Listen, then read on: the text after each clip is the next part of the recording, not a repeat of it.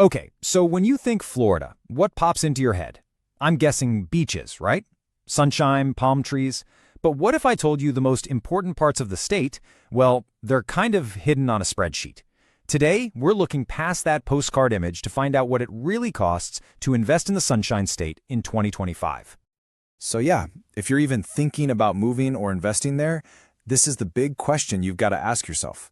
You see, you're not just buying a property, you're buying into a whole set of economic factors, social factors, the whole shebang. And as we're about to see, they've changed dramatically. All right, first things first, let's talk about that classic, picture-perfect image of Florida that, let's be honest, we all have in our heads. I mean, that's the dream, isn't it? White sand, swaying palm trees, warm weather all year round. It is an incredibly powerful, really attractive image, and it's what draws millions of people to visit and move there every single year. But, and there's always a but, that dream can get real complicated real fast. The real story isn't in the travel brochures, it's buried in the numbers. We're talking about the details that really affect your wallet and your peace of mind.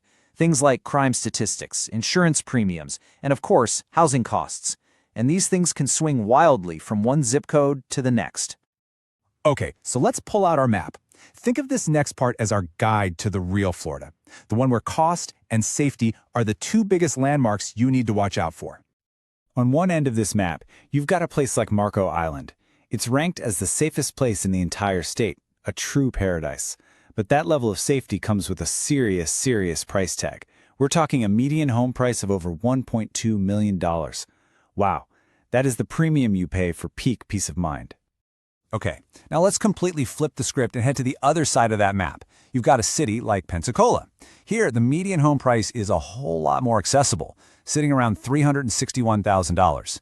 It's what you might call a balanced choice, a mix of affordability and still, relative safety. And look, when you lay all the data out like this, a pattern just jumps right out at you, doesn't it? At the very top, Marco Island, safest, most expensive. No surprise there. Right below it, Parkland, known for strong schools, still commands over $1 million. But then as you move down the list to Weston, Dunedin, and finally Pensacola, you see the prices drop. And what else tends to drop with them? Those markers for stability and safety. There's a direct link here. The price you pay seems to be tied directly to things like low crime and great schools. And this really gets us to the heart of the matter, It's this idea that what you're really buying isn't just four walls and a roof, but something you can't really touch. And wow, this quote from the source material just hits the nail on the head, doesn't it? It's so blunt, so direct, it frames that higher price not as just an expense, but as an investment in your future stability and in protecting the value of your asset. So let's really unpack this choice, because it's kind of like standing at a fork in the road. On one side, a lower upfront cost. Feels great at first, right? A win. But it could expose you to some hidden risks down the line. We're talking about unpredictable insurance hikes or your home's value just growing much slower.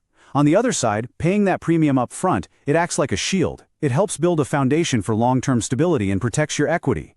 It's that classic dilemma, short-term gain versus long-term security.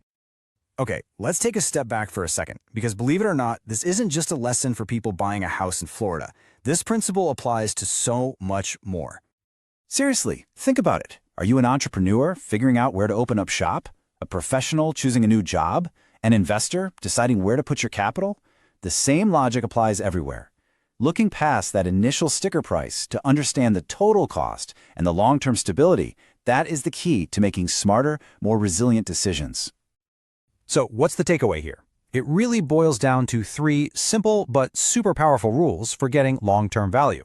First, chasing short-term savings, it almost always ends up costing you more in the long run. Second, stability has a price for sure, but think of it as a shield protecting your investment. And third, and this is the big one, you have to look at the data. The glossy brochure never tells the whole story. All right, so that brings us to the end. And now I want to turn the question over to you. Because at the end of the day, it all boils down to this one question. And look, there is no one-size-fits-all answer here. But knowing the trade-offs, that's the whole game. So what's it going to be for you? Are you playing the short game or are you playing the long game? When you're making your next big decision in 2025, which path are you going to choose? It's definitely something to chew on.